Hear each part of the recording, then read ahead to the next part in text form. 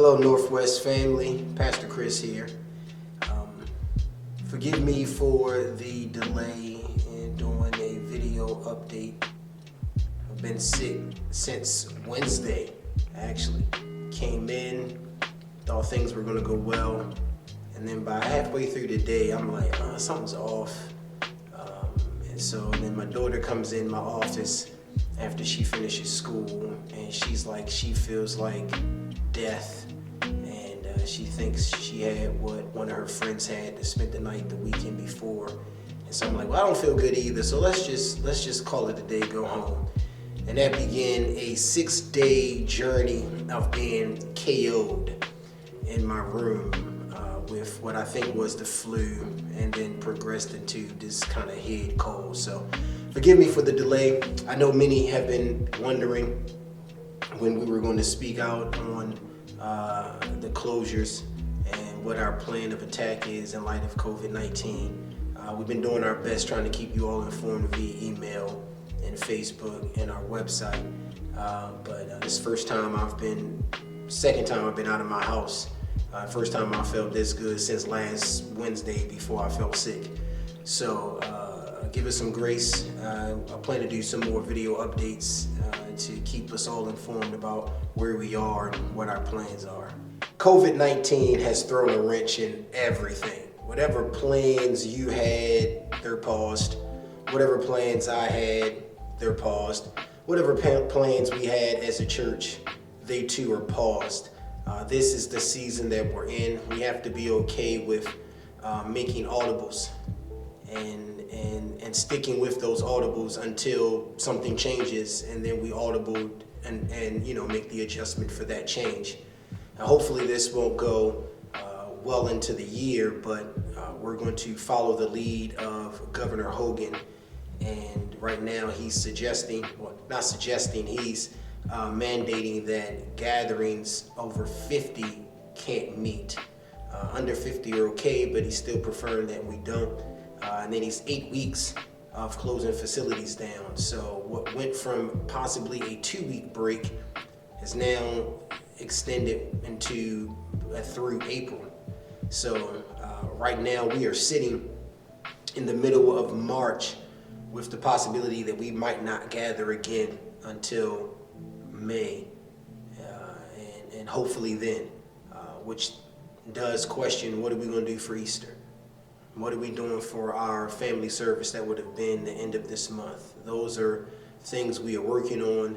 I haven't been able to meet with the staff because I've been sick, but as soon as we're all able to gather together, as well as with the deacons, we will put a plan in place to address meeting via live stream, finding other ways for the church to be the church, and to fellowship with one another while still submitting to government mandate for the sake of public safety and not fear.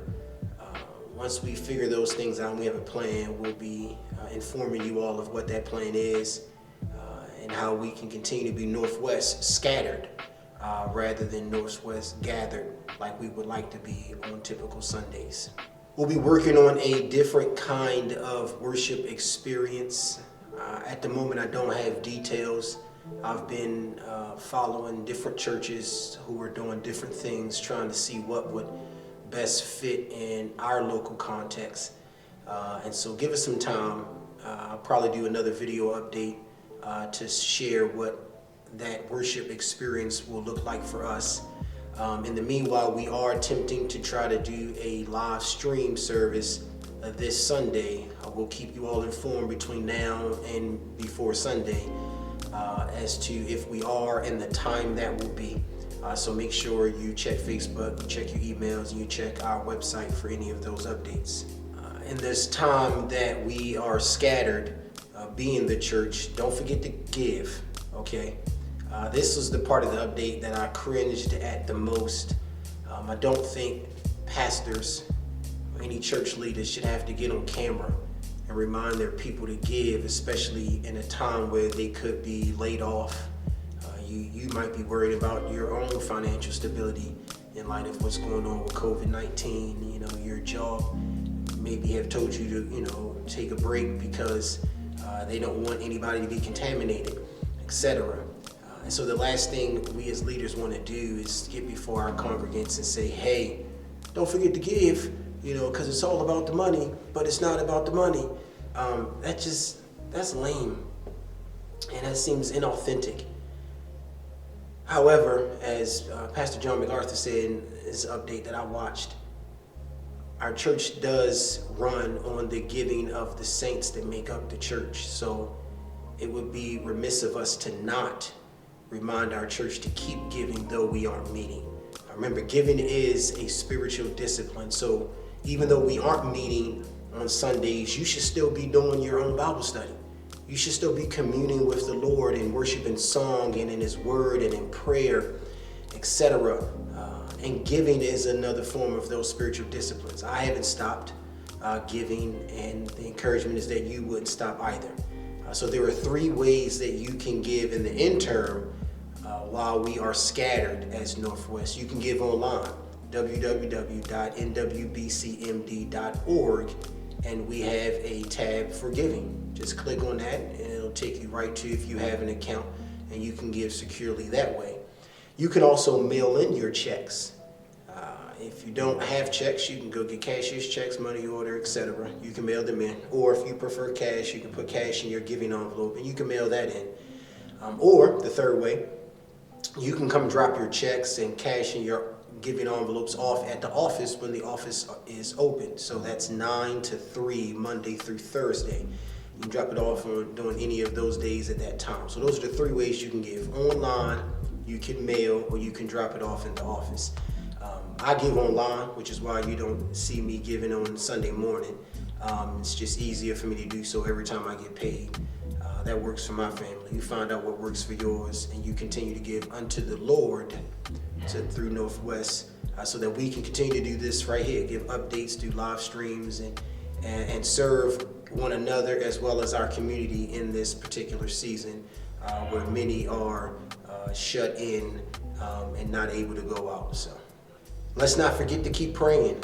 I believe you all are doing that, but let's make sure we are in agreement, praying specifically for doctors, for scientists, for our politicians and world leaders, as they are trying to work together globally to figure out a solution for COVID-19 and stop the spread of this virus and get a handle on it, so that life for all of us can go back to whatever normalcy it once was.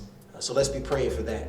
Let's pray for people in our communities who have been impacted by COVID-19. Some have been laid off. Some are unsure if they're going to be able to go back to work. Businesses have closed. Some businesses may have to close certain stores, but maybe not close indefinitely, and so on. You got family members maybe that have it, and they're isolated.